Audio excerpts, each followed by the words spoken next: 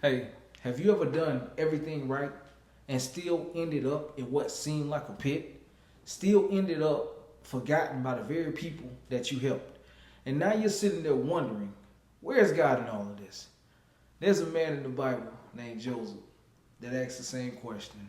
And the answer changed everything. Tap in. Because favor doesn't always look like what you think it looks like.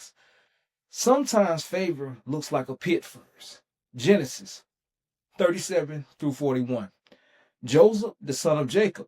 God gave this man dreams so big that when he shared them with his own brothers, they wanted to kill him. Not strangers, his own brothers. They threw him in a pit, sold him into slavery, told his father he was dead. And Joseph ended up in Egypt with nothing. No family, no freedom. But here's what the Bible says in Genesis 39:2. The Lord was with Joseph so that he prospered.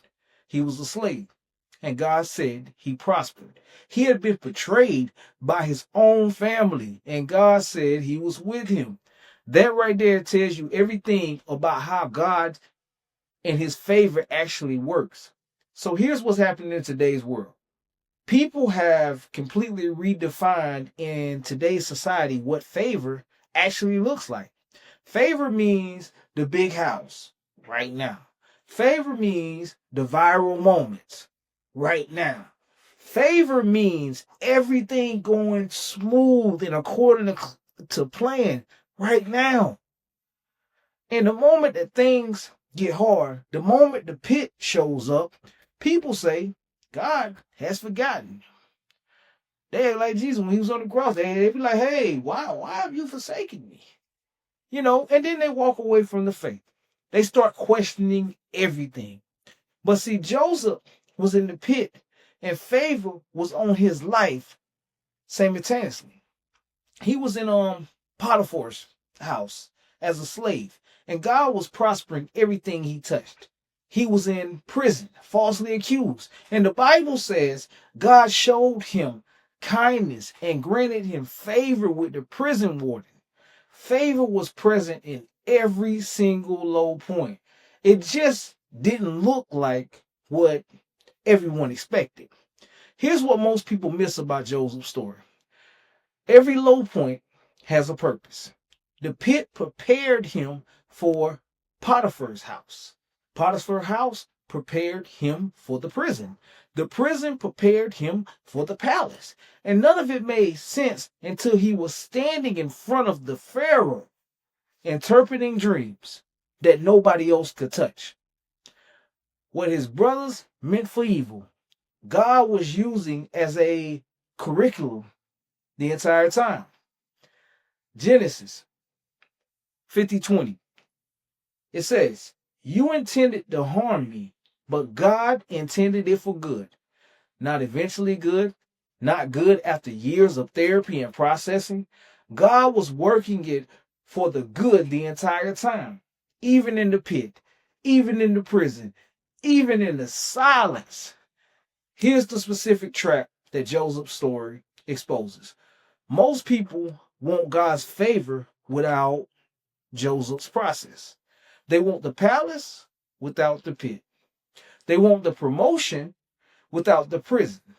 They want the dream fulfilled without the years and years and years and years and years of preparation that made them ready to carry.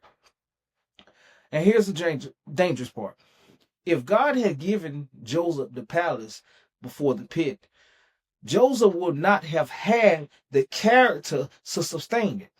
The very things that felt like they were destroying him were actually building the man that the palace required. Think about that in your own life. The things that felt like they were ending you, what if they were actually building you?